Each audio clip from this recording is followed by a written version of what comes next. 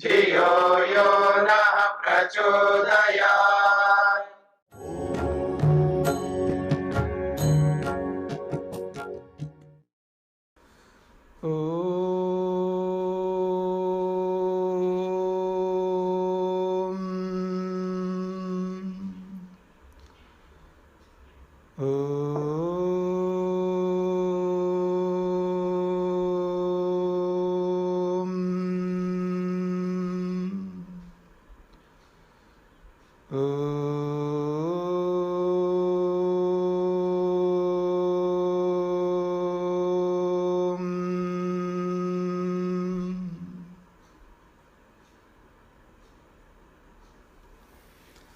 हाँ जी, तैत्तिरीय उपनिषद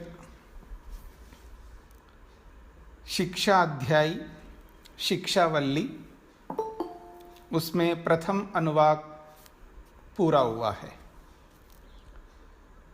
तो आगे बढ़ते हैं।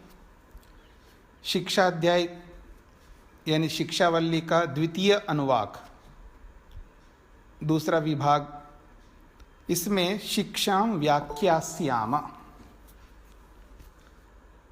ऋषि कहते हैं अब शिक्षा को लेकर के व्याख्या करते हैं। वेद के विभाग पीछे मैंने आपके सामने रखे थे। वेद, चार उपवेद, चार ब्राह्मण, फिर उसके बाद में 6 अंग, 6 उपांग, ऐसे करके आपको वैदिक वांग में आपके सामने प्रस्तुत किया था। पीछे आपको याद हो कहाँ पर किया था? पराविद्या अपराविद्या, 2 प्रकार की विद्या की चर्चा हुई थी, अपराविद्या और पराविद्या। तो उस प्रसंग में अपराविद्या क्या है, ऋग्वेद, यजुर्वेद, सामवेद, वो सारी गणना जो की थी वहाँ पर बताई थी। उसमें वेद के जो अंग है, 6 अंग, शिक्षा, व्याकरण, निरुक्त, छंद, ज्योतिष और कल्प, ये 6 वेद के अंग कहलाते हैं। इन 6 वेदांगों में पहला वेदांग है शिक्षा। शिक्षा शास्त्र कहते हैं हम लोग, और बहुत महत्वपूर्ण शास्त्र है। और बिल्कुल बेसिक जो प्रारंभ में ये शिक्षा शास्त्र को माँ सिखाती थी पहले, प्राचीन परंपरा में। वेदांग, वेद के 6 अंगों में जो पहला अंग है शिक्षा, उस शिक्षा अंग को, शिक्षा शास्त्र को माँ प्रारंभ में, जैसे बच्चा बोलने लगता है, जिसको वर्णों का अभ्यास कराया जाता है, तब वो शिक्षा शास्त्र को वो माँ पढ़ाती थी। पता नहीं आप में से कितने लोगों ने पढ़ा है। मेरे से जो पढ़े शिक्षा शास्त्र उनको छोड़ करके, क्योंकि ये वेदांग जो शिक्षा है, मैंने आप में से कई लोगों को पढ़ाया है, उनको छोड़ करके पता नहीं आप में से कितने लोगों ने पढ़ा है। तो शिक्षा एक अपने आप में बहुत महत्वपूर्ण शास्त्र है।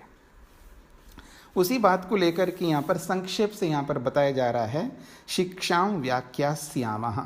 अब शिक्षा शास्त्र को लेकर के हम व्याख्या करने जा रहे हैं।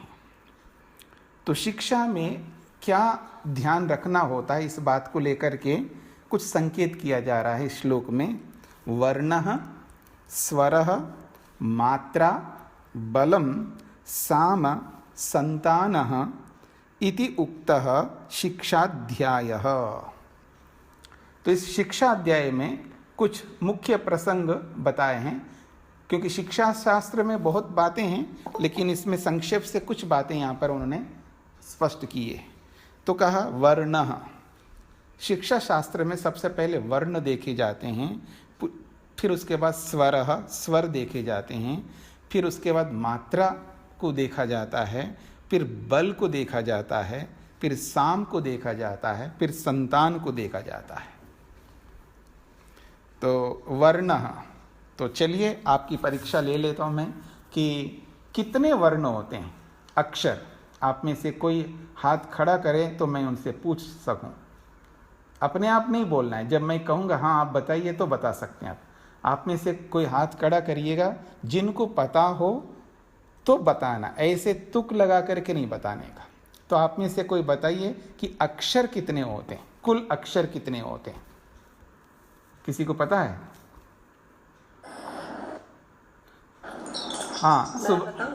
हाँ सुभाष जी बताएंगे। 52 होते हैं स्वामी जी। कितने? 52 होते हैं 52 जी। संस्कृत में कितने होते हैं? अच्छा अच्छा ठीक है।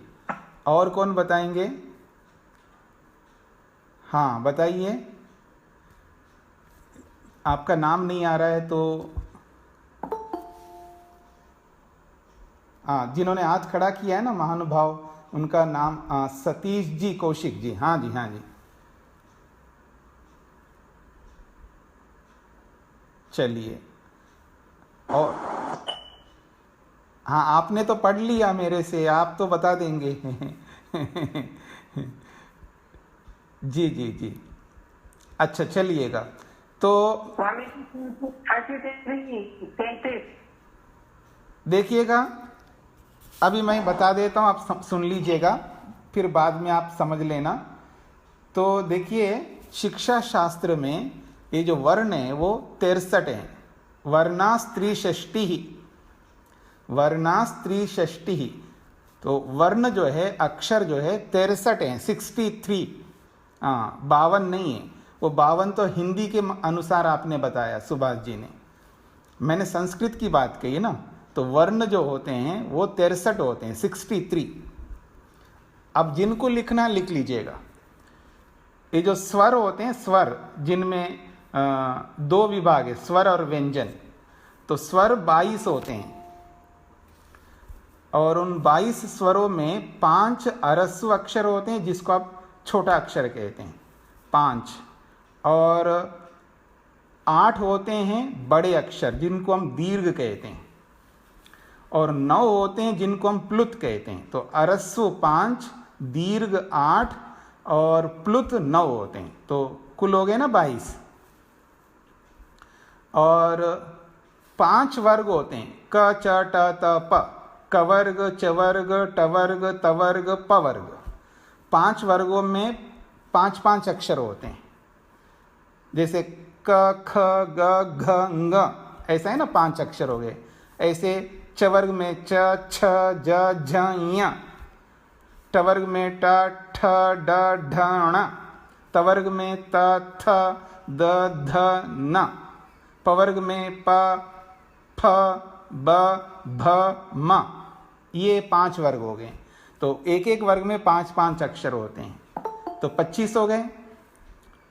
उधर 22 और ये 25। फिर आगे बढ़ते हैं। अंतस्थ होते हैं, 4 अंतस्थ, उनका नाम है, शीर्षक है अंतस्थ 4। या र ल व, या र ल व, ये 4 अंतस्थ हैं। और 4 ऊष्म होते हैं, उनका नाम दिया है ऊष्म, श श स और ह, ये 4 ऊष्म होते हैं। हो गए ना। अब आगे 8 अक्षर ऐसे होते हैं जिनका नाम है अयोगवाह, अयोगवाह कहते हैं उनको। उन 8 अयोगवाह में 4 को तो आप लोग जानते हैं, एक विसर्ग होता है, एक अनुस्वार होता है, जानते हैं ना आप लोग। एक चंद्रबिंदी होती है जिसको अनुनासिक कहते हैं, ये भी आप जानते हैं। एक ड़ अक्षर होता है, अग्निमीड़े ड़ अक्षर होता है, ये भी आप लोग जानते हैं। 4 अयोगवाह में 4 बता दिए मैंने आपको, और बाकी बचे हैं 4। एक का नाम है उपध्मानीय,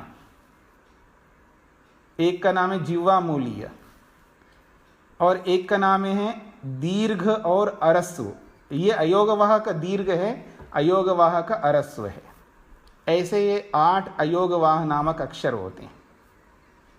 तो फिर मैं बोलता हूं 22 तो स्वर हैं आपके, अकार से लेके औकार तक, और 5 वर्गों में व्यंजन जो है 5 वर्गों में 25 वो हैं, और अंतस्थ 4 है, ऊष्म 4 है, अयोगवाह 8 है। अब गणना करिएगा, इन सबको मिलाइए, कितने होंगे? 63। हाँ, तो अक्षर जो है, वर्ण जो है 63 अक्षर होते हैं। इनमें से सब प्रयोग में आते हैं, केवल ये जो वेद में अयोगवाहों का अधिक प्रयोग होता है, जैसे जिह्वामूलीय, उपध्मानीय और दीर्घ, अरस्व, ये जो अक्षर हैं ये सब वेद में प्रयोग होते हैं। बाकी सब यानी 63 में से 4 को छोड़ दीजिएगा आप, तो बाकी सब आपके प्रयोग में आते हैं, सब लोग जानते हैं इन सब अक्षरों को।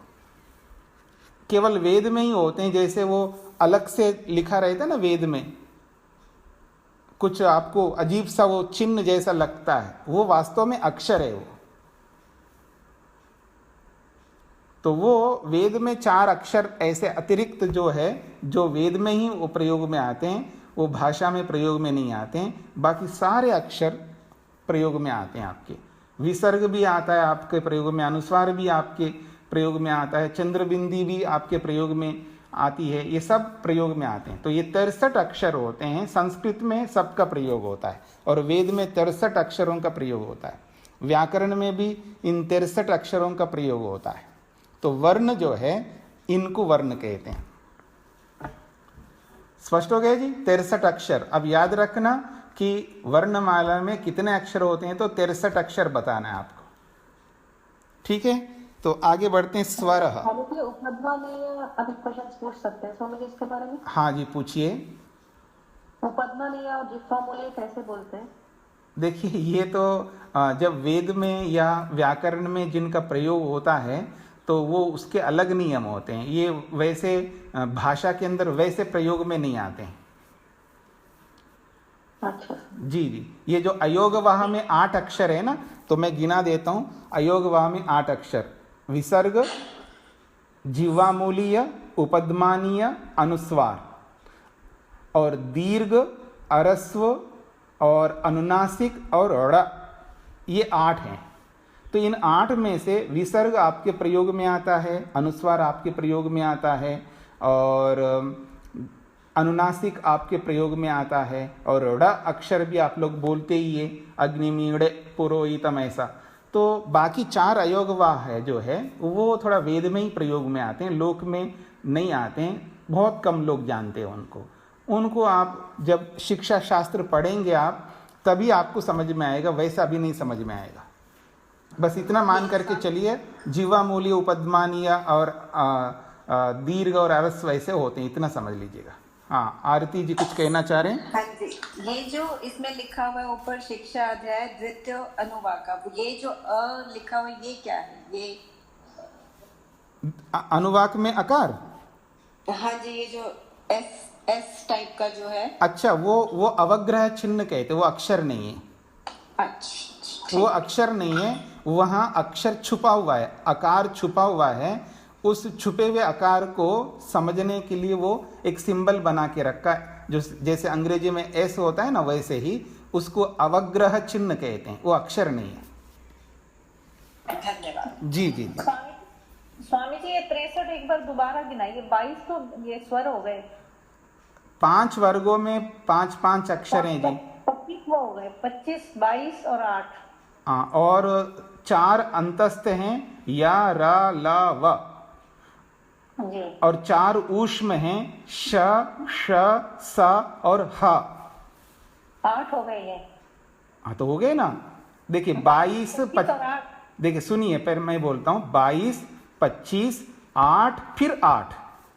अच्छा, 2 बार 8, ठीक है। अयोगवाह जो है 8 हैं। उपध्मानीय ये अयोगवाह में है? जी हाँ, अयोगवाह में 8 अक्षरों को मैं फिर बोल देता हूँ: विसर्जनीय, जिह्वामूलीय, उपध्मानीय, अनुस्वार, और फिर दीर्घ, अरस्व, अनुनासिक और ड़, ये 8 जो है अयोगवाह कहलाते हैं। जी जी जी, धन्यवाद। चलें जी, हम आगे बढ़ें। हाँ, कुछ कहना चाह रहे हैं? हाँ जी स्वामी जी। कौन स्वामी जी? हाँ अल्पना जी पहले बोलिए। हाँ जी। स्वामी जी, जो ये क्षत्रज्ञ हम उसमें पढ़ते हैं, जो क्षत्रज्ञ, अब वो इसमें नहीं आते। वो जो है वो संयुक्त अक्षर कहलाते हैं। तो बहुत सारे अक्षरों को जोड़ जोड़ के आप कितने ही बना सकते हैं, वो इनमें नहीं आते हैं, वो मूल अक्षर में नहीं आते हैं। वो तो हमने अक्षरों को जो वो संगीता आ रहा है ना आगे, संतान, एक संतान आ रहा है उसमें आएगा वो। इसमें जो संतान शब्द आए ना एक इस श्लोक में, उसमें आएगा। अनेक अक्षरों को जोड़ करके संयुक्त अक्षर जो बनते हैं वो कितने आप बना सकते हैं? जी हाँ। हाँ योगेश जी क्या पूछना चाह रहे हैं? स्वामी जी, कई कई रोज वाक्यों के मंत्रों के ऊपर 1, 2 और 3 की संख्या लिखी हुई होती है, इसका अर्थ क्या समझ सकते हैं? वो उनको कहते हैं, ये जो अभी आ रहा है ना मात्रा में आएगा वो, मात्रा में मैं बताऊंगा, मात्रा में आएगा वो। जी आगे आएगा जी। तो हम आगे बढ़ रहे हैं। वर्ण की चर्चा हो गई। स्वर, ये स्वर आ आ ई वाला स्वर नहीं है, ये स्वर है अक्षरों के ऊपर जो है। आपने वेद मंत्र देखेंगे तो वेद मंत्रों के ऊपर एक खड़ी रेखा आपको दिखाई देती है और कोई आड़ी रेखा दिखाई देती, इनको स्वर कहते हैं। और इनके नाम हैं, 3 स्वर होते हैं मुख्य रूप से, उदात्त, अनुदात्त और स्वरित। ऐसे 3 स्वर हैं, लिख लीजिए। जिनको समझ में नहीं आया वो लिख लीजिए, उदात्त, अनुदात्त और स्वरित। और उदात्त का कोई चिन्ह दिखाई नहीं देता, वो व्याकरण पढ़े हुए आदमी को ही समझ में आता है कि उदात्त क्या होता है। मतलब जो ग्रामर है ना, संस्कृत ग्रामर, वो जो पढ़ता है उसी को समझ में आता है उदात्त किसको कहते हैं। तो उसका कोई चिन्ह दिखाई नहीं देता। और ऊपर जो खड़ी रेखा होती है उसको कहते हैं स्वरित, और जो नीचे आड़ी रेखा जो होती है उसको कहते हैं अनुदात्त। तो मुख्य रूप से 3 स्वर होते हैं।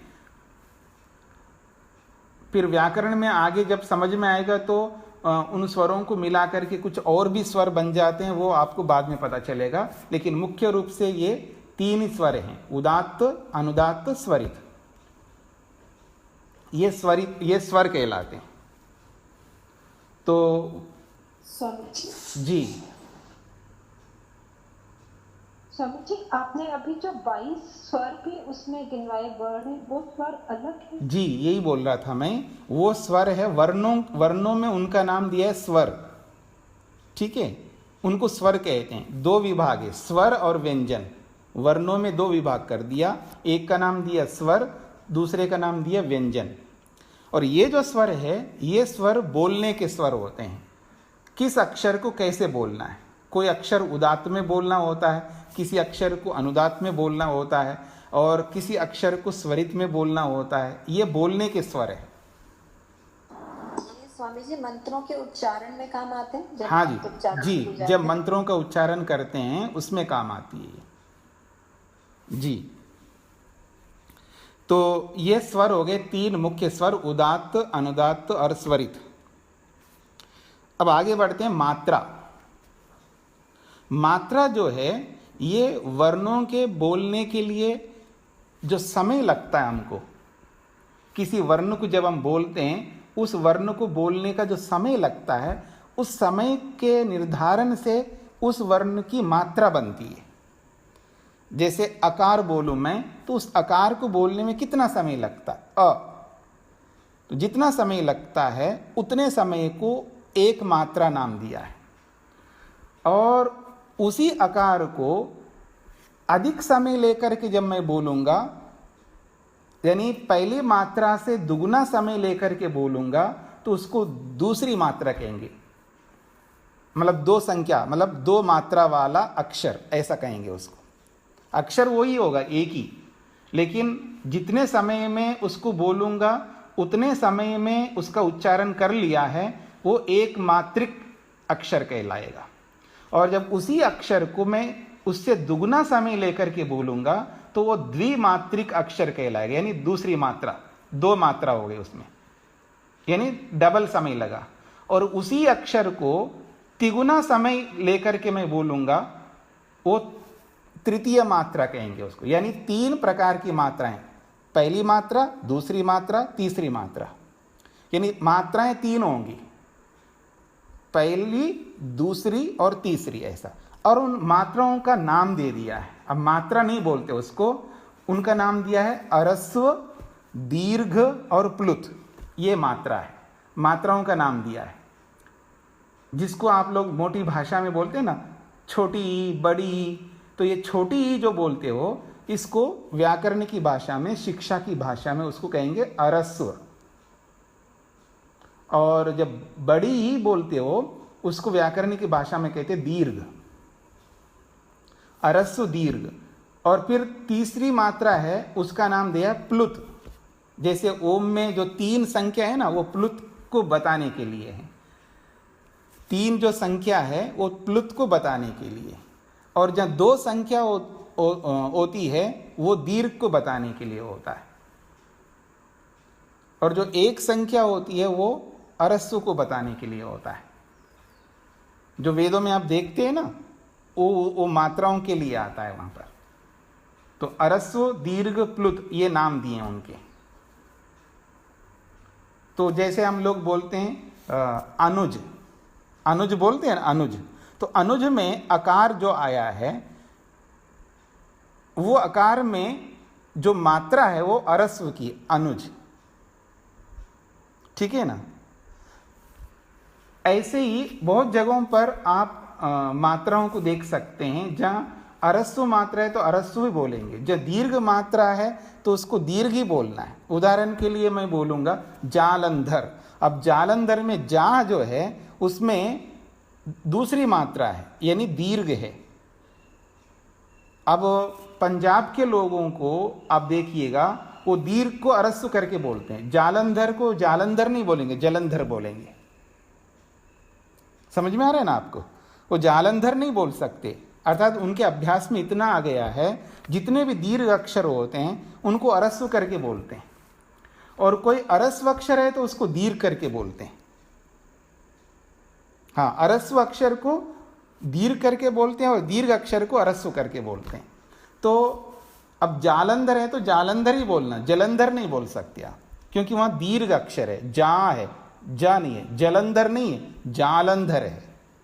तो संस्कृत में सबसे बड़ी विशेषता यह है कि जैसा वर्ण है वैसा ही बोलना है। अरस्व मात्रा है तो अरस्व बोलो, दीर्घ मात्रा है तो दीर्घ मात्रा बोलो, प्लुत मात्रा है तो प्लुत मात्रा हो। जैसा अक्षर है वैसा ही बोलना पड़ता है।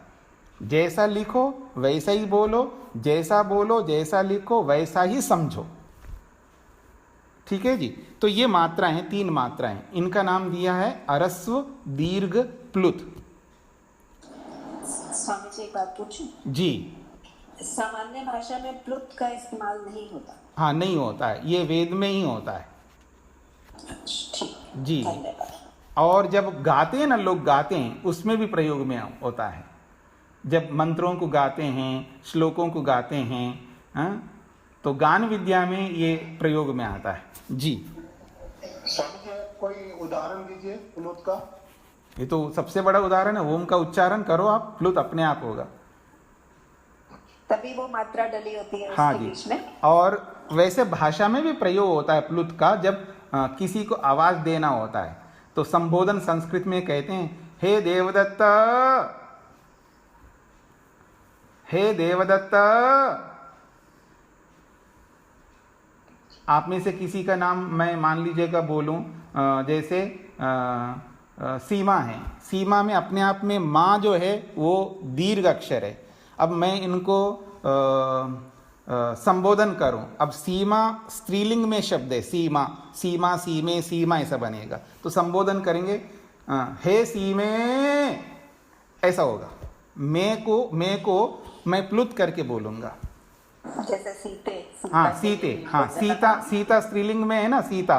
तो जब उनको संबोधन करके जब बुलाते हैं, किसी को बुलाना होता है, पुकारना होता है, उसको संबोधन कहते हैं। तो संबोधन में हे सीते ऐसा बोलना पड़ेगा आपको, वो प्लुत अक्षर है ऐसा। स्वामी जी जब वेद पढ़ते हैं तो वहाँ पे अवग्रह सिंबल आता है ना स्वामी जी, तब भी हम लोग उस पर एक्सटेंड करके ही बोलते हैं। हाँ, तो वो भी प्लुत में ही बोलते हैं। प्लुत में एक्चुअली उस प्लुत में नहीं बोलते, उसको दीर्घ में बोलते हैं। तो वो तो हाँ थोड़ा सा वहाँ तो गान विद्या आता है ना, गान विद्या का नियम अलग होते हैं। जैसे गान करते हैं ना, ज्यादा ही बोलते हैं स्वामी जी। हाँ जी, हाँ जी, गान विद्या में तो आप उतार चढ़ाव वो कितना ही कर सकते आप। तो गान विद्या में स्वर जब सीख रही हूँ ना स्वामी जी, लाइक स्वरित उदात्त अनुदात्त, तो जहाँ पे आते हैं तो हम लोग ज्यादा ही एक्सटेंड करते हैं। वो उसमें केवल स्वर नहीं देखते हैं ना, वहाँ साथ साथ में गान को भी देखते हैं जी। वहाँ जो जैसे वेद में स्वर लिखे आते हैं ना, वो वेद के स्वर अलग होते हैं। जहाँ पर गान विद्या के जो स्वर होते हैं ना, जैसे गांधार स्वर, षडज स्वर, ऐसे जो 7 स्वर है ना, वो अलग प्रकार के स्वर है। गान विद्या के स्वर अलग होते हैं। तो वहाँ पर उन स्वरों को ध्यान में रख करके उसको लंबा करते हैं, जिसको आप लोग मोटी भाषा में कहते हैं ना, ये बहुत मुर्कियाँ लगा करके बोल रहा है, ऐसे बोलते हैं ना, मुर्कियाँ बोलते हैं ना आप। जैसे कोई कविता बोलता है अथवा कोई भी भाषा के अंदर आप देखेंगे गान भजन गाते हैं तो बहुत मुर्कियाँ, अच्छी मुर्की लगाता है, ऐसा बोलते हैं ना आप लोग। तो वो गान विद्या का अलग अपना नियम है जी। ठीक है। तो हाँ, वर्ण आपके सामने आ गए हैं, स्वर आपके सामने आ गए हैं, और मात्रा भी आपके सामने आ गए हैं। बलम, हाँ जी, हाँ जी। ये मिश्रित स्वर भी तो है इसके अंदर में, मिश्रित स्वर भी तो। कौन से मिश्रित स्वर? जैसे ए अपना बड़े और ए ओ, ये भी तो मिश्रित में आ जाते हैं ना। ये नहीं, ये मिश्रित में नहीं है। ये मैंने उसमें पढ़ा था ना अपना रत्नानुवाद कामुदीन के अंदर। जी जी। आ ई उ रा ला बड़ा छोटा रा ह्रस्व दीर्घ, और उसके बाद मिश्रित भी तो अपना 4 शब्द।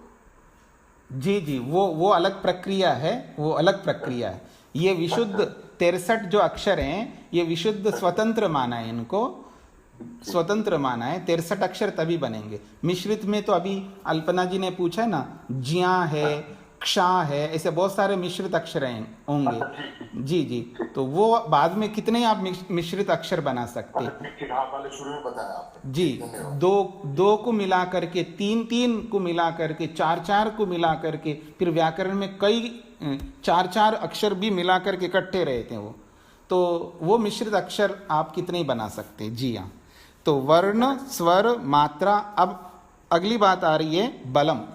बलम जो है, बलम शब्द का यहाँ पर प्रयत्न से होता है। 2 प्रकार के प्रयत्न होते हैं वर्णों में, एक बाह्य प्रयत्न कहते हैं, एक आभ्यंतर प्रयत्न कहते हैं। तो ये जब शिक्षा शास्त्र पढ़ेंगे आप, तभी ये बातें समझ में आएंगे आपको, वैसे नहीं आएगी। तो 2 ही प्रकार के प्रयत्न वहाँ पर मुख्य रूप से दिया है शिक्षा शास्त्र में, बाह्य प्रयत्न और आभ्यंतर प्रयत्न। और बाह्य प्रयत्न क्या होता है, तो पूरा शास्त्र आप पढ़ेंगे सब समझ में आएगा। आभ्यंतर किसको कहते हैं, वो सब पढ़ेंगे आप, तब जाकर के समझ में आएगा। तो 2 प्रकार के प्रयत्न होते हैं वहाँ पर। यानी वर्णों के जब उच्चारण करते हैं, तो उच्चारण में जो हमारे शरीर के अंगों का वहाँ यूज़ होता है, प्रयोग होता है ना, अंदर के जो अंगों का प्रयोग होता है, जिह्वा का प्रयोग होता है, और नाभि से लंग्स में से होकर के जो भी वायु ऊपर आती है, तो लंग्स का प्रयोग होता है, नाभि का प्रयोग होता है, पूरा कंठ का प्रयोग होता है, बहुत सारे अंगों का प्रयोग होता है। तो उन अंगों के प्रयोग में ये प्रयत्न लगाने पड़ते हैं। हाँ जी। वो महाप्राण और अल्प प्राण। हाँ जी, वो महाप्राण, अल्प प्राण, ये सब प्रयत्न के अंतर्गत आते हैं। जी, यही प्रयत्न, यही नहीं है, और भी हैं। जी जी जी जी। तो ये सब जो है अंगों का जब वहाँ प्रयोग होता है, तो किस अक्षर को कितना प्रयत्न लगा करके हमको बोलना पड़ता है, उस प्रयत्न में वो सब बातें आती हैं। तो वो सब शास्त्र पढ़ेंगे तभी आपको समझ में आएगा। बस केवल इतना समझ लीजिएगा कि बाह्य प्रयत्न और आभ्यंतर प्रयत्न, ये 2 प्रकार का प्रयत्न होता है। प्रयत्न उसको कहते हैं किसी अक्षर के बोलने में जो हमें मेहनत करना पड़ता है, प्रयत्न करना पड़ता है, जिह्वा से, कंठ से, नाभि से, और लंग से जो प्रयत्न हम करते हैं, उस प्रयत्न के बिना वो वर्ण उस प्रकार से नहीं आ सकता। तो वो प्रयत्न जो है 2 प्रकार का है, बाह्य प्रयत्न और आभ्यंतर प्रयत्न के नाम से। तो ये 2 प्रकार के प्रयत्न हो गए। अगली बात है साम। साम का मतलब एक गान विद्या में प्रयोग होता है साम। तो ये बहुत प्रकार की होती है, परंपरा बहुत टूट गई हमारी, जो प्राचीन परंपरा जो हमारी रही है वो सब लुप्त सी हो गई है। तो बहुत थोड़ी बहुत बची हुई है जो दक्षिण में जिसका प्रयोग करते हैं, सामगान जो करते हैं, क्योंकि 1000 प्रकार का साम होता है। गाने की जो विद्या है, गान विद्या, ये जो गंधर्व वेद है ना जी, गंधर्व वेद, 4 वेदों के 4 उपवेदों में एक उपवेद का नाम है गंधर्व वेद, जो सामवेद का है, जिसमें गान विद्या है। और एक एक वेद को गाने का अलग अलग वहाँ पर प्रकार है। ऋग्वेद को गाने का अलग प्रकार है, यजुर्वेद को गाने का अलग प्रकार है, और सामवेद को गाने का अलग प्रकार है, अथर्ववेद को गाने का अलग प्रकार है। तो साम को यानी सामवेद को गाने के जो प्रकार है वो 1000 प्रकार है। 1000 प्रकार से एक ही मंत्र को 1000 प्रकार से आप गा सकते हैं, पर हमारे पास वो विद्या नहीं है। मतलब आज वर्तमान में हमारे पास में कहीं हमको ना पढ़ाया जाता है, ना वो शास्त्र उपलब्ध है। हमारे बहुत कुछ शास्त्र जो है, जैसे इतिहास में हम सुनते हैं, जलाए गए हैं, नष्ट किए गए हैं, और परंपरा समाप्त हो गई है। और कुछ लोगों ने, इतने कंजूस लोग थे, स्वार्थी लोग थे, अपने साथ ही लेके गए, हमको दे के नहीं गए।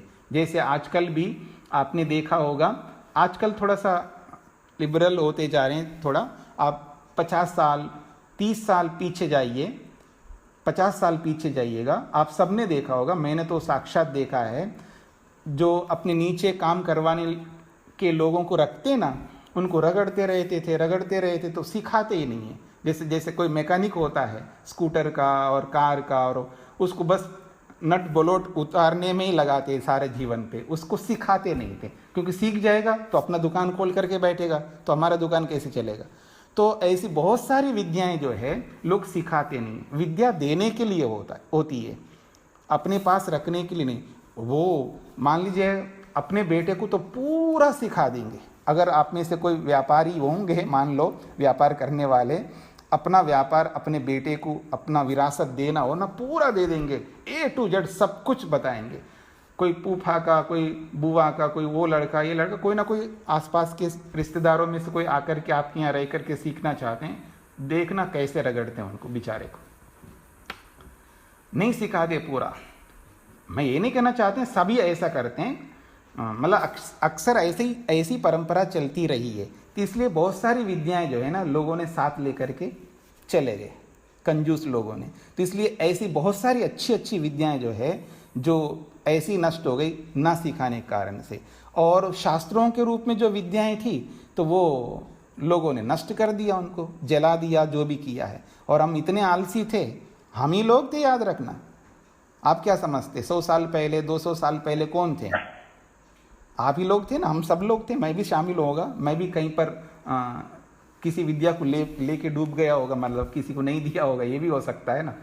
तो कहने का अभिप्राय है वो हमारे ही भाई थे, हमारे बिरादरी के लोग थे, हम में से ही थे शायद। तो कहने का अभिप्राय है बहुत सारी विद्या लुप्त हो गई। तो ये गान विद्या जो है बहुत विशिष्ट थी, तो वो परंपरा हमारे पास में बहुत छोटी 2-3 परंपराएं रही है, बस उन्हीं को लेकर के दक्षिण में उसको चलाते जा रहे हैं। हाँ जी। तो स्वामी जी, क्या ये विद्या वापस नहीं आएगी दोबारा से, जो सामवेद से आप बता रहे हैं? ऐसा है, सब कुछ आ सकती है, जो है उसको लुप्त होने से बचा दें हम। जो विद्या है ना, ऐसा है, जो उपस्थित है उसको हम छोड़ करके अनुपस्थित के पीछे नहीं पड़ना चाहिए। हाँ, मतलब जो शास्त्र आज हमारे पास उपलब्ध है, कि कोई इसको पढ़ने को तैयार नहीं है, ऋषियों के इन शास्त्रों को पढ़ने के लिए तैयार नहीं है। बड़े मुश्किल से इस लॉकडाउन ने आप पर कृपा कर दिया है, तो आप लोग पढ़ना शुरू कर दिया है, ठीक है ना। नहीं तो बहुत मुश्किल होता है, इस विद्या को कौन पढ़े, ठीक है। कौन कहेंगे ये प्लुत, दीर्घ, अरस्व, आपके किसी के दिमाग में है कि क्या बाबा जी बता रहे हैं, ये क्या प्लुत होता है, ये क्या स्वरित होता है, ये अयोग वाह बोल दिया, अब हमको समझ में तो आए नहीं, ये अयोग वाह, चलो छोड़ो, ठीक है बाबा जी बोल रहे तो होगा, हाँ ठीक है ना। तो कहने का अभिप्राय ये है, जो विद्यमान विद्या है उसी को पढ़ने के लिए लोग नहीं मिल रहे हैं। आप देखेंगे गुरुकुलों में कई 10 विद्यार्थी, कई 20 विद्यार्थी है, बड़े मुश्किल से आते हैं और वो भी टिकते नहीं हैं। एक जाता है तो दूसरा आता है, बस हमारे लाइन लगा रहता है कि कोई आ रहा है कोई जा रहा है, आ रहा है जा रहा है। बहुत लोग आप में से शिकायत करते हैं, जी आप इतना खर्च करते हैं, हम लोग सहयोग करते हैं और वो खा पी करके चला जाते हैं, आप लोगों को कुछ सख्त नियम अपनाना चाहिए। ऐसा नहीं अपना सकते। मैं सख्त नियम अपनाऊंगा ना, आप जितने लोग पढ़ रहे हैं ना सब हट जाएंगे यहाँ से, 2-4 लोग बच जाएंगे फिर ठीक है ना। तो आजकल जो है ना, जैसे विदेश में होता है ना, अपने बच्चे को डांट नहीं सकते आप, ऊंची आवाज़ में नहीं बोल सकते आप, ऐसे पता नहीं कैसे कैसे नियम बन गए, नहीं तो जेल में जाओगे आप, जैसे विदेशों में होता है ना ऐसे। तो वही स्थिति यहाँ आ गई है कि आप लोगों को हम कुछ नहीं कह सकते हैं। तो जितना पढ़ रहे हैं पढ़ो। हम यही चाहते हैं कि बहुत कुछ ना हो तो थोड़ा बहुत भी हो जाए ना, तो उतना ही कुछ करना है, ना करने की अपेक्षा कुछ कर सके। इस दृष्टिकोण से ठीक है, कोई ब्रह्मचारी आ रहा है, कोई साल भर रहता है, 2 साल रहता है, फिर चला जाता, फिर नया आ जाता है, जितना भी वो पढ़ लेते हैं। अब उन पर हम जबरदस्ती नहीं कर सकते। जो माँ बाप को छोड़ करके आया है तो हमको छोड़ करके जाने में उसको चंद मिनटों में उसको डिसाइड हो जाता है, बस भागो तो भाग जाता है आदमी, ठीक है जी। तो जितना भी पढ़ लेता है उतना ही लाभ है हमारे लिए। तो ये हो गए जी साम। अगली बात है संतान। संतानः, संतान का मतलब होता है, अब 2 मिलकर के चलेंगे तो आगे नई संतति आएगी। जैसे पति पत्नी 2 मिल जाते तो एक संतति आ जाती है, ठीक है। इसी प्रकार से यहाँ संतान की बात है। इस संतान को संगीता भी कहते हैं। संगीता का मतलब होता है परसन्निकर्ष संगीता। जो व्याकरण पढ़े उनको समझ में आती है ये बात। तो 2 अक्षरों को आपस में पास पास ले आओ। 2 अक्षर हैं, दूर दूर हैं, विचारें, एक पूरब एक पश्चिम है। कई बार पति पत्नी के बीच में कहा सुनी हो जाती ना, थोड़ा सा मुंह बना लेते हैं, थोड़ा हो जाता है वाचनिक, तो थोड़ा सा पूरब पश्चिम हो जाते हैं, मुंह फेर लेते एक दूसरे से, भले थोड़ी देर के लिए कर लेते हो, बात नहीं करते हो तो ऐसे ही अक्षर सब दूर दूर हो जाएंगे तो बड़ा मुश्किल हो जाएगा। तो उसके लिए क्या करो, उनको पास पास में ले आओ, उनको मेल कर दो, ठीक है जी, उनको मिला दो। तो ऐसे ही अक्षरों को मिलाने का काम ये संताना, ये संगीता का काम है। तो किस अक्षर को किस अक्षर के साथ मिलाना चाहिए। हर किसी को किसी के साथ नहीं मिला सकते आप। जिसके गुण कर्म स्वभाव मिलते हैं वही आपस में मिल के रह पाते हैं। जैसे मनुष्यों में होता है ऐसे अक्षरों में भी होता है। किसी भी अक्षर को किसी के साथ आप नहीं मिला सकते। वो सारे नियम हैं, व्याकरण के नियम हैं, शिक्षा शास्त्र के नियम हैं। तो किस अक्षर को किस अक्षर के साथ मिलने पर मिलाना कोई बात नहीं, आप किसी के साथ किसी को भी मिला सकते हैं। बात मुख्य वो नहीं कि मिलाना है, क्योंकि इसको क्यों नहीं मिला रहे हो जी, इसको भी तो मिला सकते हो, ऐसा नहीं है। मिलाने को तो किसी भी अक्षर को किसी अक्षर के साथ मिला सकते हैं। मिलाने का उद्देश्य है कोई अर्थ हमारे सामने हो कि मिला तो दिया और उसका अर्थ निकले नहीं, तो व्यर्थ मिलाने का क्या मतलब है। कोई प्रयोजन होना चाहिए ना। किसी अक्षर को किसी अक्षर के साथ मिला रहे हो तो उस मिलाने का प्रयोजन निकलना चाहिए, उसका अर्थ निकलना चाहिए, उससे हमारा प्रयोजन सिद्ध हो जाए। हमारा जो प्रयोजन है संसार में ठीक व्यवस्थित रूप से रहते हुए हम एक दूसरे के साथ ढंग से व्यवहार कर सके, और व्यवहार का जो प्रयोजन है एक दूसरे को सुख देना और एक दूसरे के दुखों को दूर करना। तो अभ्युदय सुख को प्राप्त करने के लिए, अभ्युदय दुख को दूर करने के लिए, हाँ ये शायद हो सकता है पहली बार सुने आप लोग।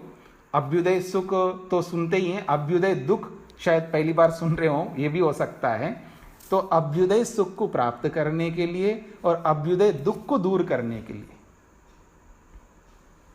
ठीक है जी, और निःश्रेयस सुख को प्राप्त करने के लिए और निःश्रेयस दुख को दूर करने के लिए, ये जो कुछ भी हम व्यवहार करते हैं, इस व्यवहार की सिद्धि के लिए हमें अक्षरों की आवश्यकता है। क्योंकि हमें बोलना है, क्योंकि बोल करके बहुत कुछ हम व्यवहार करते हैं। तो ये जो व्यवहार है, व्यवहार की सिद्धि वाणी से करते हैं। अपने भावों को हम वाणी के माध्यम से सामने वाले के मन में अपना स्थान बना लेते हैं, अपने भावों को सामने वाले को जता देते हैं, सामने वाले को स्वीकार्य बना देते हैं अपने भावों को। वो अक्षरों के माध्यम से, वर्णों के माध्यम से, शब्दों के माध्यम से, वाक्यों के माध्यम से, कविता के माध्यम से, श्लोक के माध्यम से, मंत्र के माध्यम से हम अपने भावों को प्रस्तुत करते हैं सामने वालों के लिए। तो इसलिए ये जो संतान है ये बहुत महत्वपूर्ण है, क्योंकि इस पूरा का पूरा जीवन जो है हमारा व्यवहार इस संतान के कारण से ही चलता है। तो संतान को संगीता भी बोलते हैं, संगीता या संहिता। कैसे? यानी स और इकार और हकार ऊपर बिंदी और फिर ता, स और इकार और हकार और बिंदी और ता लिख दो तो संहिता बोलो या संगीता बोलो, दोनों ढंग से बोल सकते हैं। तो ये जो संगीता है ये संतान को कहते हैं। तो दो अक्षर आपस में मिलें तो कब कौन अक्षर किसके साथ मिलने का सामर्थ्य रखता है, ये भाषाविज्ञ, भाषा को जानने वाले या व्याकरण को जानने वाले समझ पाते हैं। जो आप लोग हिंदी में भी कुछ संधियां करते रहते हैं ना, संधियां जिसको बोलते हैं आप संधियां, तो वो संधियां भी ये संधियां भी संगीता के अंतर्गत आते हैं। दो अक्षरों का मिलना और तीन अक्षरों का मिलना, फिर वो एक शब्द का बनना, फिर दो शब्द मिलकर के एक शब्द बनना, जिसको हम समास कहते हैं, संधि कहते हैं। ऐसे व्याकरण में बहुत सारे विषय हैं जो वो सारे के सारे विषय इस संगीता में, इस संतान के अंतर्गत आते हैं। जैसे मान लीजिएगा मैं एक शब्द बोलूं, दधी कहते हैं, दधी, दही को, दधी और अत्र, दही यहां पर है, दही यहां पर है, ये हिंदी में बोल दिया। तो मैं संस्कृत में बोलूं दध्यत्र वर्तते, दध्यत्र वर्तते, दो शब्द बना दिया, दधी अत्र वर्तते, तीन शब्दों को दो शब्द बना लिया, दध्यत्र वर्तते। तो अब दधी और अत्र दोनों को मिला दिया, तो दधी में अंत में इकार है और अत्र में प्रारंभ में अकार है। तो इकार और अकार इनको मिला करके मैंने इकार को और अकार को हटा दिया और यकार जोड़ दिया वहां पर। मोटी भाषा में कहूं, इधर इकार को हटा दिया, उधर अकार को हटा दिया, दोनों अक्षरों को हटा करके एक नया अक्षर यकार ले आया, तो इसको कहेंगे दध्यत्र। इसको संधि कहते हैं। तो ये संधि जो है संतान कहलाता है, यानी दो मिलकर के एक को उत्पन्न कर दिया। तो ऐसे ही दो शब्दों को मिलाकर के एक शब्द बनाया जाता है, तीन शब्दों को मिलाकर के एक शब्द बनाया जा सकता है, और पता नहीं कितने ही शब्द, दसों शब्दों को मिलाकर के भी एक शब्द बना सकते हैं। तो ऐसे ये संतान के अंतर्गत आता है। तो ये इसका विस्तार जो है जब व्याकरण पढ़ेंगे तो आपको समझ में आएगा। मोटे तौर पर आप इतना ही समझ लीजिएगा, दो अक्षरों से लेकर के कितने अक्षरों को आप मिला सकते हैं प्रसंग के अनुसार। दो शब्दों को मिलाकर के एक शब्द बना सकते हैं, अनेक शब्दों को मिलाकर के एक शब्द बना सकते हैं, और फिर एक दो शब्दों को मिलाकर के जब तीसरा शब्द उत्पन्न होता है वो एक प्रकार से संतान उनको कहेंगे, मतलब दो से उत्पन्न हुआ एक नया संतान है, नया व्यक्ति है ऐसा। तो इसी का नाम संगीता कहते हैं। स्वामी जी इसमें शत्र भी जैसे जो है वो ज प्लस न्या से बनता है, ये भी संतान में आएगा? जी हाँ, बिल्कुल। इसी को वो उनको कहते हैं ना संयुक्त अक्षर, उसका नाम दिया संयुक्त अक्षर, यानी दो अक्षरों को मिलाकर के एक अक्षर बनाना। जैसे चवर्ग का तीसरा अक्षर जा है और उसी चवर्ग का पांचवा अक्षर या है, तो जिया बनता है, वो ज्ञान नहीं बनता, याद रखना। ज्ञान नहीं बोल सकते। आप में से बहुत सारे लोग ज्ञान बोलते, ज्ञान बोलना है तो ज्ञा लिखते तो जिया है और बोलते तो ज्ञा है। तो इसलिए संस्कृत एक ऐसी भाषा है जैसा लिखा हुआ है वैसा ही बोलना होता है, और भाषाओं में ऐसा नहीं होता है। जैसे अंग्रेजी है, जैसे कि तो अंग्रेजी में तो कोई रूल ही नहीं है, there are no rules in English. ठीक है ना, उसमें कोई रूल ही नहीं, बोलो कुछ, लिखो कुछ, समझो कुछ, पता नहीं क्या क्या होता है। मैं किसी भाषा को दोष नहीं देना चाह रहा हूँ। देखिए, भाषाएं जितनी भी है दुनिया में, ये सब हमारे अपने भावों को अभिव्यक्त करने के लिए हैं। कोई भाषा अपने आप में बुरी नहीं होती है।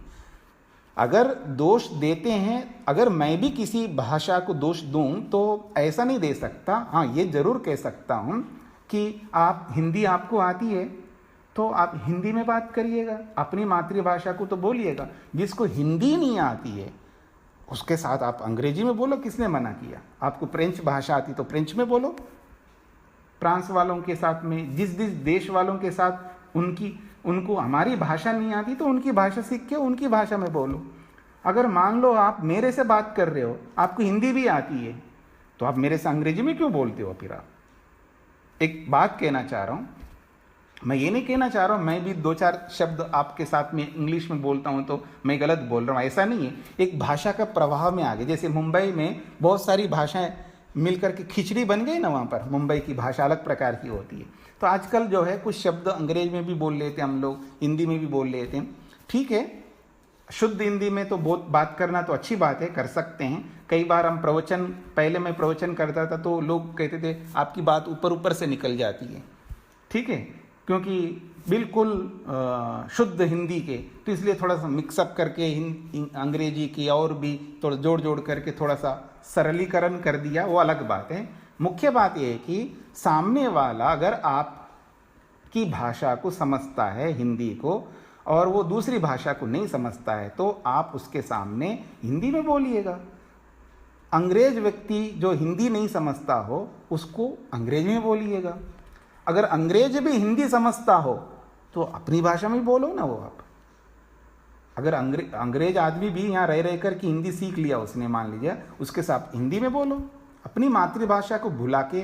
अब आजकल के बच्चों को तो हाँ जी 67 क्या होता है जी पूछते रहते हैं, 68 का मतलब, 62 का मतलब, हाँ 33 का मतलब। अरे भले आदमी, ये हमारा दोष है, हम लोग उनको ऐसा बना दिए हैं कि उनको हमारी अपनी भाषा भूल गए हैं, तो ये गलत है। उस दृष्टिकोण से हम किसी भाषा के लिए कुछ बोल सकते हैं, तो बाकी भाषा अपने आप में कोई दोषपूर्ण नहीं होती है। खैर, तो क्या कह रहा था, संतान, हाँ ज्या है तो उसमें जा और या दोनों को मिला करके ज्या होता है, ज्ञा नहीं होता है। ज्ञा में कवर्ग का तीसरा अक्षर गा और चवर्ग का 5वां अक्षर या, तब मिलाओ तो ज्ञा बनता है। पर आप ऐसा लिखते नहीं हैं, गा नहीं लिखते आप, लिखते तो चवर्ग का तीसरा अक्षर जा और चवर्ग का ही 5वां अक्षर या, इन दोनों को मिलाते हो। तो दोनों को मिलाते हो वैसे ही बोलो ना, जिया, ज्ञान नहीं होता उसको, इसलिए ज्ञान नहीं बोलना है, ज्ञान ही बोलना है। और आपको अभ्यास बना हुआ गलत, उस गलत अभ्यास को बदलना चाहिए। चलिएगा, तो संयुक्त अक्षर ज्या है, क्षा है, ऐसे ये सब संयुक्त अक्षर कहलाते हैं, ये सब संतान में आएंगे। तो शिक्षाम अध्यास व्याख्यास्यामः, शिक्षा को लेकर के हम व्याख्या करने जा रहे हैं। ऋषि कहते हैं एक वर्ण होते हैं, एक स्वर होते हैं, मात्राएं होती हैं, बाह्य आभ्यंतर जो प्रयत्न रूपी बल होते हैं, साम गान होता है, और संगीता अनेक अक्षरों को मिला करके, अनेक शब्दों को मिला करके, अनेक पदों को मिला करके, अनेक वाक्यों को मिला करके फिर वो संगीता बनती है। क्योंकि अनेक वाक्य मिलकर के मंत्र बनता है, अनेक वाक्य मिलकर के श्लोक बनता है। ठीक है जी, अनेक शब्द मिलकर के एक शब्द बनता है, अनेक अक्षर मिलकर के एक शब्द बनता है। ऐसे ये सब संतान में, संगीता में आ जाते हैं। इति उक्तः शिक्षाध्यायः, हमने शिक्षा को लेकर के उक्तः मुख्य मुख्य बातें आपके सामने रख दिए हैं। अब शिक्षा अध्याय समाप्त हो गया है, ये कहना चाहता है। तो अब मैं आपके कुछ प्रश्न आए हुए हैं, पहले उनका समाधान कर लेता हूं।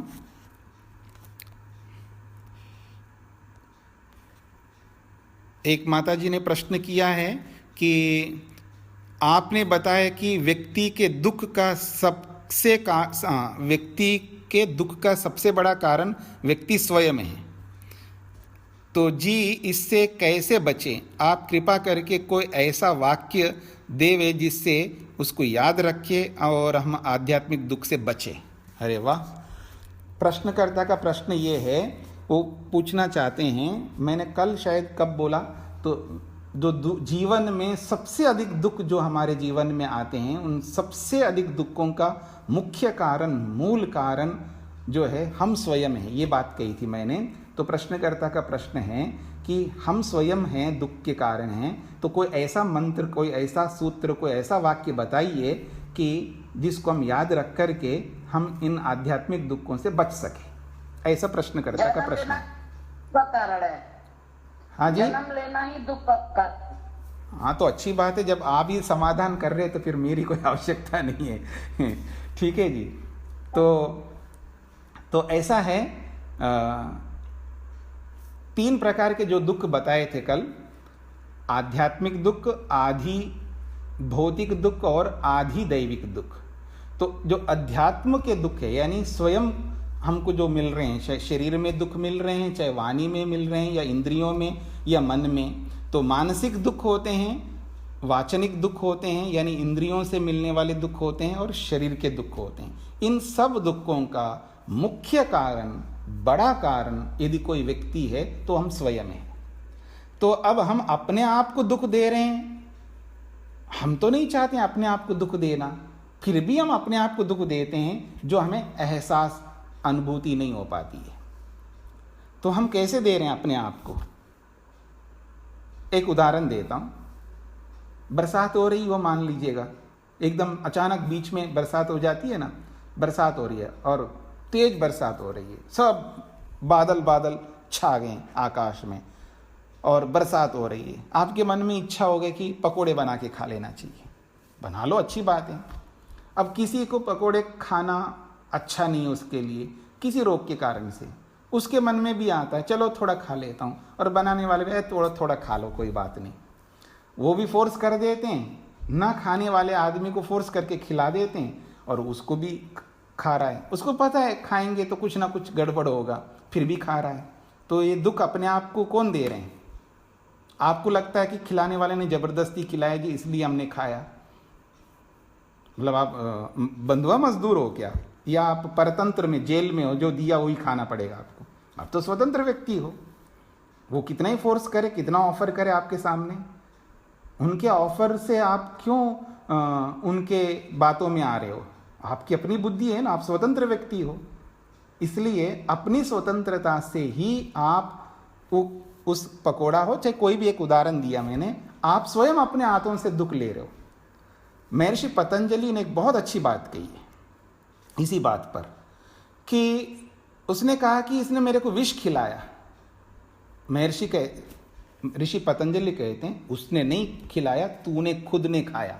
नहीं जी, कौन खाना चाहेगा जी विष को? विष खाएंगे तो मर जाते हम, तो हम खुद कैसे चाहेंगे? नहीं, उसने नहीं खिलाया, तूने खुद ने खाया। उन्होंने समझाया ये बात, ये जो विभक्तियां होती है ना, प्रथमा, द्वितीया, तृतीया, तो प्रथमा विभक्ति किसके लिए आता है? कर्ता के लिए आता है ना। इस कर्ता को समझाने में बात कही है। तो स्वतंत्रः कर्ता, देखो कर्ता जो होता है, मैं आपको नहीं बोल रहा हूँ, पतंजलि जी की बात आपके सामने रख रहा हूँ कि देखो ये जो कर्ता होता है वो स्वतंत्र होता है। अगर कर्ता स्वतंत्र होता है, उसकी स्वतंत्रता को कोई नहीं छीन सकता।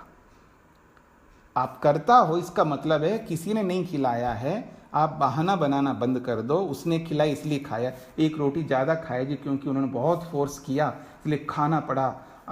बिल्कुल उसने कुछ नहीं किया, जो कुछ भी किया आपने अपने खुद ने किया।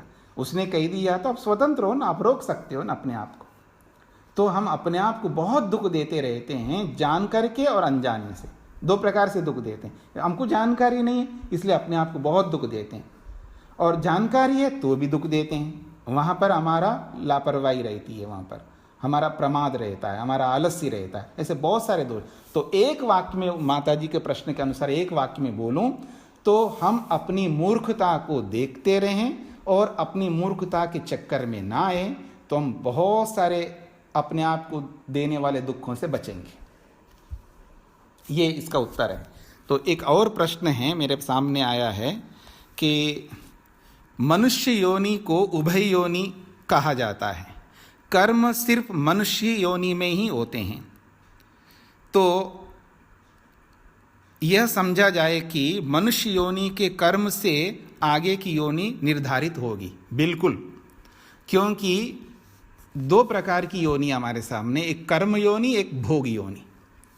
तो कर्म योनि, भोग योनि दोनों ही हैं हम मनुष्य लोग। हमारी जो योनि है ना मनुष्य योनि, हम मनुष्य योनि में दोनों प्रकार के कर्म करते हैं। एक तो भोगते भी हैं, हम भोग योनि भी है, और कर्म करने का अधिकार है हमारे पास में, इसलिए हमारा कर्म योनि भी है। तो हम कर्म योनि भी मानते अपने आप को, और भोग योनि भी, क्योंकि दोनों हम करते रहते हैं। अपने पिछले जन्म के भोगों को भोग भी रहे हैं और वर्तमान में आगे के जन्म के लिए कर्म भी कर रहे हैं। बात को समझने का प्रयत्न करना। आज हम जिस शरीर में रह कर के सुख ले रहे हैं, तो पिछले जन्म के कर्मों का फल भोग रहे हैं। जब पिछले जन्म के कर्मों का फल भोग रहे होते हैं तो हम भोग योनि कहलाएंगे। और वर्तमान में जो भी हम कर्म कर रहे हैं, ये कर्म जो है अगले जीवन के लिए, अगले जन्म के लिए कर रहे हैं, इसलिए हम कर्म योनि भी है। तो मनुष्य ही कर्म कर सकता है। बाकी जितनी भी योनियां हैं मनुष्य को छोड़ करके, वो सारी की सारी योनियां केवल भोग योनि है। केवल भोग योनि याद रखना। आपके मन में आएगा कि जी कुत्ता बहुत बड़ा काम करता है, कि बड़े बड़े लोगों को पकड़वाता है। कुछ ऐसे प्राणी भी हैं बहुत अच्छे अच्छे, आजकल सेना के रूप में बंदरों को, पता नहीं किस किस प्राणी को रख लेते हैं आजकल बड़े बड़े लोग, तो बहुत अच्छे कर्म करते हैं, आदमी से ज़्यादा करते हैं। वो कितने करें, वो सब भोग है उनका, क्योंकि उनके अंदर वो हुनर है और उनका लाभ हम लोग लेते हैं और उसके बदले में हम उनको खिलाते हैं। अच्छा, जैसे कुत्ता को कोई रखता हो, जैसे आप लोग देखेंगे ना, कुत्तों के लिए भी होटल्स होते हैं, जैसे हमारे मनुष्यों के लिए होते हैं ना, ऐसे कुत्ते के होटल में ले जाते विदेश में, तो ठीक है ना। यहाँ पर भी बड़े शहरों में, मेट्रो शहरों में होंगे, तो कुत्ता डनलप के गद्दे पे सो सकता है और आपके बड़ी बड़ी गाड़ी में घूम सकता है कुत्ता। जैसे विदेशों में बिल्लियों को घुमाते हैं, तो आप लोग कुत्तों को घुमाते हैं। तो वो भोग है उनका, उनके हुनर के कारण से, या जो भी है उनका जो भी है, वो हम उनको वैसा सुख देते हैं। ये भोग योनि है। वो कैसा ही आपको सहयोग करे, उसका कोई कर्म नहीं बनता है, इसलिए वो भोग रहे हैं। ठीक है जी। तो इसलिए किसी भी योनि में जाने का कारण केवल मनुष्य है। मनुष्य योनि में रह करके ही हम कर्म करते हैं। तो इसलिए ये समझा जाए कि मनुष्य योनि के कर्म से आगे की योनि निर्धारित होगी, बिल्कुल। कृष्ण कर्म ही होने पर कितनी अवधि तक इतर योनियों में जन्म लेना होगा, समय सीमा कहाँ तक होगी, ये अगला प्रश्न है उनका। यानी कृष्ण कर्म का मतलब पाप कर्म। पाप कर्म जब ज़्यादा बन जाते हैं हमारे, तब हमको मनुष्य योनि से भिन्न योनि में जाना पड़ता है। तो जब भिन्न योनि में हम जाते हैं तो उसके पीछे कृष्ण कर्म यानी पाप कर्म होते हैं। तो इसकी सीमा कितनी है, सीमा का निर्धारण हम नहीं कर सकते हैं, ये हमारे बस की बात भी नहीं है। ये तो केवल परमात्मा के अधिकार में है, उसकी कोई सीमा नहीं है। यानी मैंने बोला ना, अनगिनत योनियां हैं, अनगिनत योनि, जितनी योनियां हैं। एक मोटी बात आपके सामने रख देता हूं, जितनी भी, मान लीजिए लोग बोला करते हैं ना 84 लाख योनियां, किसी को पता नहीं, लेकिन सुनी सुनी बात है, मान के भी चलिए 84 लाख योनियां हैं, तो समझ लेना मनुष्य योनि में रहते हुए हम लोग 84 लाख प्रकार के कर्म करते हैं। तो 84 लाख प्रकार के कर्म करते हैं। आप सोचिएगा कि 84 लाख प्रकार के कर्म कितने हो सकते हैं, आप कल्पना भी नहीं कर सकेंगे कि आपने जो भी कर्म किया वो किस कैटेगरी में जाता है। आपको पता भी नहीं लगता है कि आपका मतलब, हम सब लोग धड़ाधड़ ऐसे कर्म करते हैं, तो धड़ाधड़ हमारे अलग अलग अकाउंटों में। अब याद रखना, कोई कर्म हमारा कुत्ते का होता है, कोई गधे का होता है, कोई सुअर का होता है, कोई बिच्छू का होता है, कोई सांप का होता है, पता नहीं कैसे कैसे कर्म करते हैं, हमको पता भी नहीं है। हाँ, पता लग सकता है, थोड़ा सा आप ध्यान देंगे, कर्मफल सिद्धांत पर ध्यान देंगे, थोड़ा सा और शास्त्रों को पढ़ेंगे, तो आपको पता लगेगा कि ये मेरा कर्म कुत्ते वाला कर्म है। हमको तो पता लगता है, इसलिए हमको डर लगता रहता है। जो जितना कर्मों को जानेगा उसको बहुत अच्छा लाभ मिलेगा कि पता लगता है उसको मैं कैसा कर्म कर रहा हूँ। खैर, तो समझिए, तो ये जैसे वेदों में बाकी चीजों का विवरण है कि क्या कितने प्रकार का, ऐसे योनियों के बारे में कोई विवरण नहीं है? ऐसा सब कुछ है, लेकिन हम पुरुषार्थ करके हमको पढ़ना पड़ेगा, ठीक है ना। बहुत सारे शास्त्र पढ़ेंगे तो समझ में आएगा। ऐसा आपको एसेंस के रूप में देख कीजिए, ये प्रकरण है, इसको पढ़ो तो आपको योनि के बारे में पता लग जाएगा। ऐसा कोई एसेंस के रूप में, कोई सार के रूप में ऐसा वेद में नहीं है। वेद तो सूक्ष्म सूत्र रूप में है, उसको पढ़ करके उसमें से हमको निकालना होता है। जैसे फार्मूलास होते हैं ना, जैसे गणित के या साइंस के, तो वो हमको बनाने पड़ते हैं, तो वो वेदों को पढ़ने से ही वो निकल के आएगा, ठीक है जी। जैसे आप उपनिषद विद्या पढ़ रहे हैं, तो इस उपनिषद में जो भी बातें बताई जा रही है, इनमें से आप अपने अपने बात निकालते हो ना। कहीं कोई ऐसा सूत्र बना ले तो अपनी बात निकालो, वहाँ ऐसा कहा तो इसको ऐसा, तो आप अपने शब्दों में इसको बना लेते हैं। तो ऐसे ही हम पूरी उपनिषद विद्या पढ़ेंगे तो आपको समझ में आएगा परमात्मा क्या है, आत्मा क्या है, संसार क्या है। तो सार में बोलूं तो आपको 1 घंटे में आप पूरी उपनिषद की विद्या का सार बता दिया, ठीक है जी। अब वो सार को आपको ढूंढना चाहें तो पूरी उपनिषदों को पढ़ना पड़ेगा आपको। बहुत सारे लोग मेरे से बहुत पूछते हैं, मेरे से नहीं और भी लोगों से पूछते ही होंगे कि ये कहाँ लिखी है बात। मैं कहता हूँ जी वेदों में लिखी है। अभी जैसे कि आजकल यज्ञ मंत्रों की व्याख्या चल रही है, तो पूछते हैं जी आप कहाँ से पढ़ करके बोल रहे हैं। मैंने वेदों को पढ़ता हूँ, और शास्त्र बहुत सारे कुछ है उनको पढ़ा हूँ। अब वो ये चाहते हैं कि कहाँ लिखी वो बताइए, मैं ताकि उसको देख लूँ। भाई आप नहीं कर पाओगे, आपको तो ये सारे शास्त्र पढ़ेंगे तब आपके सामने वो बातें आएंगी। तो इस दृष्टिकोण से तो हमको बहुत सारे शास्त्र पढ़ने पड़ते हैं, तब जा कर के ये शिक्षा जो है हमारे सामने आएगी, ये सिद्धांत हमारे सामने आएंगे। महर्षि स्वामी दयानंद सरस्वती जी ने हजारों शास्त्र पढ़े, मतलब जितनी उपलब्ध उनके सामने हुई होंगी पुस्तकें, और जितनी उम्र उनकी थी 59 साल, ज़्यादा नहीं थी। अपनी उम्र में आप देखेंगे कितने शास्त्र, हजारों शास्त्र पढ़े। उनको छोड़िएगा, एक महापुरुष हुए जिनका नाम है आदि शंकराचार्य। कितने कम उम्र में वो शरीर छोड़ दिया, उनको मार दिया गया था वैसे विष दे करके। बड़े लोगों को पता नहीं, अब जितने भी इतिहास देखिए बड़े लोगों को मार ही देते हैं लोग, जीने नहीं देते उनको। तो इतने कम उम्र में आदि शंकराचार्य ने कितना बड़ा काम किया है, मतलब कितने शास्त्रों का प्रणयन किया, शास्त्र बनाए, व्याख्याएं किए, बहुत कुछ काम किया बहुत कम उम्र में। तो हजारों शास्त्र पढ़ कर के फिर उन्होंने कुछ जो शास्त्र लिखे हैं, तो अब वो सारे शास्त्रों को अगर वो कहाँ से लिखिए, कई लोग कहते हैं ये अपनी मनमानी लिख दिया है, इसका मतलब ये है। भाई आपको कैसे पता लगेगा ये मनमानी लिखा है, किस शास्त्र से लिखा है? तो आप सारे शास्त्र पढ़ो तो पता लग जाएगा। ये अर्थ कैसे किया स्वामी दयानंद ने कि ऐसा अर्थ तो नहीं निकलता है। भाई आपने कैसे कह सकते हैं ऐसा अर्थ नहीं निकलता है? इतने सारे शास्त्र हैं, एक एक शब्द के इतने अर्थ हैं, इतने अर्थ हैं। स्वामी दयानंद को आप पढ़ेंगे तो आपको पता लगेगा एक शब्द के सैकड़ों अर्थ किए हैं, एक एक शब्द के सैकड़ों अर्थ किए हैं, और एक एक शब्द के 50 अर्थ किए, दर्जनों अर्थ किए हैं। तो अब आपको सारे अर्थ देखना है तो बहुत सारे शास्त्रों को देखना पड़ेगा आपको, तब जाकर के आपको पता लगेगा कितने ब्राह्मण ग्रंथ हैं, कितने आरण्यक है, कितने कितने शास्त्र हैं। वो सब शास्त्र पढ़ो तो आपको समझ में आएगा, हाँ जी ये बातें यहाँ लिखी है। और वो स्वयं लिखते हैं कि मैं जो भी बोलता हूँ लिखता हूँ, ये सब अपनी बात नहीं है। ब्रह्मा से लेके जैमिनी तक जो ऋषियों ने बात कही है शास्त्रों में, अपने अपने शास्त्रों में या वेदों में जो बात कही है वही लिख रहा हूँ, मेरा अपना घर का नहीं है, ऐसा उनका भाव था। तो ऐसे ही बहुत सारे शास्त्रों को हमें पढ़ना है। हमको जीवन मिला है तो शास्त्र पढ़ने के लिए, अर्थात ज्ञान प्राप्त करने के लिए। अधिक से अधिक याद रखना एक बात को, जितना अधिक ज्ञान प्राप्त करोगे आप उतने ही सुखी होगे, और जितना कम ज्ञान होगा उतना ही कम सुखी रहेंगे। तो ये आपके ऊपर निर्भर करता है। तो इसका निर्धारण हम नहीं कर सकते समय सीमा का कि कितनी योनि में कब तक हमको जाना पड़ेगा, या जो भी कारण है, ये सब परमात्मा के हाथ में है।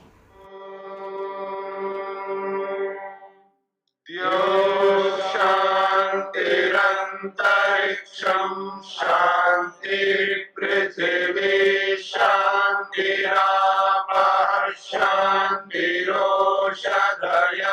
शांतिः वनस्पतयः शांतिर्विश्वे देवाः शांतिर्ब्रह्म शांति सर्वं शान्ति शान्ति